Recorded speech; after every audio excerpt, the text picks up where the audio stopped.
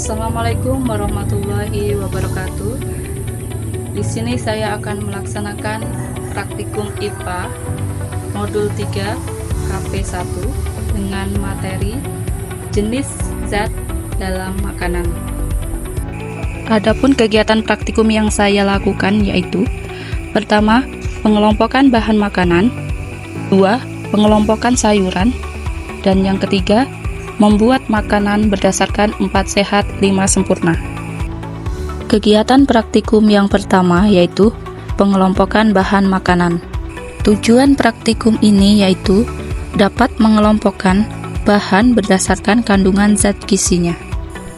Adapun cara kerja pada praktikum ini adalah kumpulkan bahan makanan sebanyak 20 macam, kelompokkan masing-masing bahan makanan tersebut ke dalam kelompok karbohidrat, protein, lemak, dan vitamin. Catat semua data masing-masing kelompok itu dalam kolom yang sudah disediakan pada lembar kerja. Simpulkan apa yang dapat diambil dari percobaan ini. Berikut adalah kegiatan praktikum yang telah dilakukan. Seperti yang kita lihat pada kegiatan praktikum tersebut, langkah yang pertama dilakukan yaitu memberikan kertas label pada tiap wadah.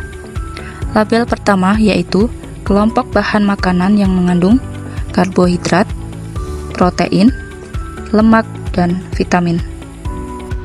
Langkah selanjutnya, mengelompokkan bahan makanan pada masing-masing label. Jenis bahan makanan yang mengandung karbohidrat yaitu beras, kentang, dan bahan makanan yang terakhir adalah jagung. Jenis bahan makanan yang mengandung protein yaitu tempe, tahu, telur ayam, daging ayam, dan ikan.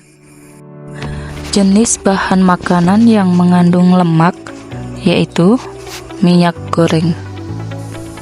Sedangkan jenis makanan yang mengandung vitamin yaitu timun, wortel, kol, tomat,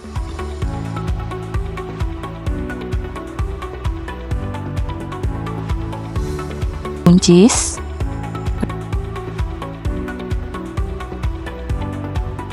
kacang panjang,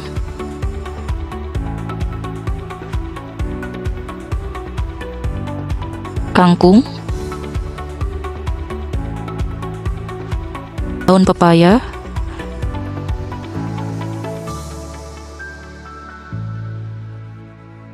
daun singkong,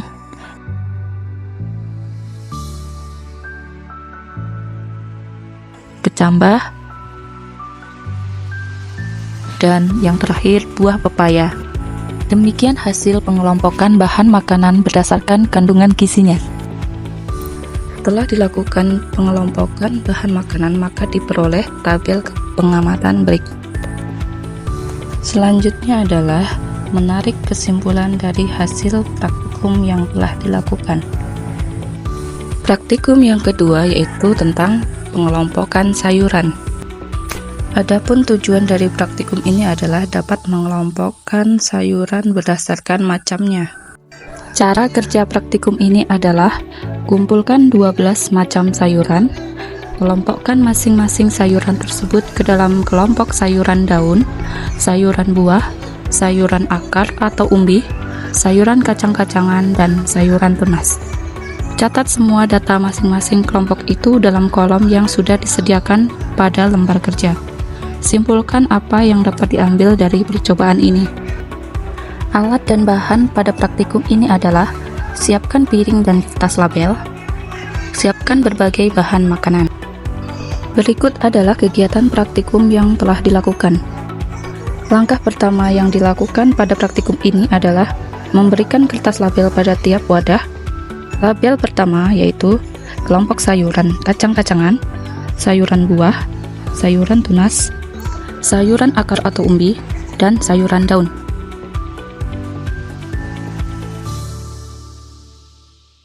Yang termasuk dalam kelompok sayuran kacang-kacangan adalah buncis,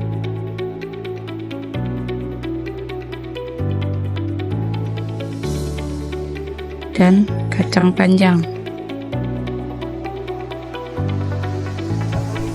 Yang termasuk dalam sayuran buah adalah tomat, timun,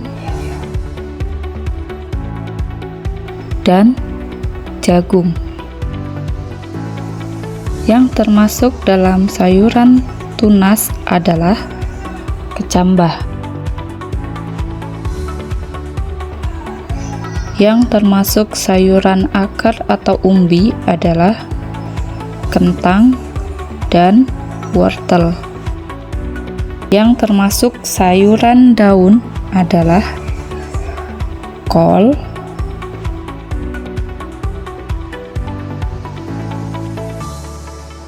kangkung,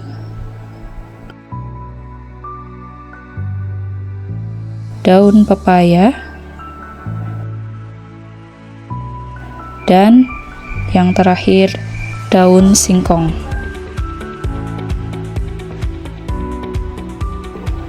Inilah hasil pengelompokan sayuran yang telah dilakukan. Setelah dilakukan pengelompokan sayuran, maka diperoleh data pada tabel pengamatan berikut. Selanjutnya adalah menarik kesimpulan dari hasil praktikum yang telah dilakukan. Praktikum yang ketiga yaitu membuat menu makanan berdasarkan 4 sehat 5 sempurna. Berikut adalah tujuan dari praktikum ini. Berikut adalah cara kerja dalam praktikum ini. Bahan makanan yang digunakan adalah beras sebagai bahan pokok, sayur buah pepaya, buncis, kelapa untuk santan, tahu, telur, buah pepaya, dan yang terakhir susu.